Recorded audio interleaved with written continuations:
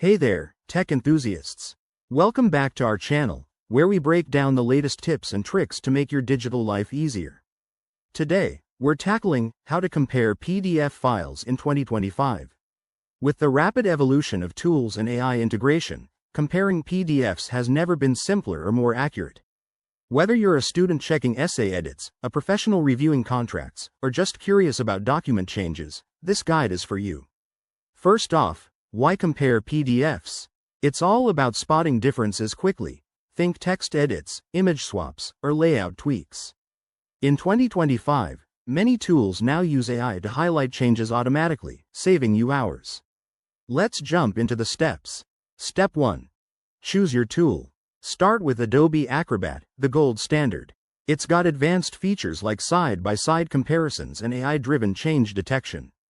If you're on a budget, try free options like the built-in PDF viewer in Microsoft Edge or Google Chrome, which let you overlay files easily. Step 2. Upload your files. Open your chosen tool and upload the two PDFs you want to compare. For example, in Adobe Acrobat, go to the Compare Files option under the Tools menu. Most modern tools support drag and drop for speed. Step 3. Run the comparison. Hit that compare button and watch as the software scans for differences. In 2025, AI algorithms can now detect even subtle changes, like font size adjustments or color shifts, and highlight them in real time. Step 4. Review and export.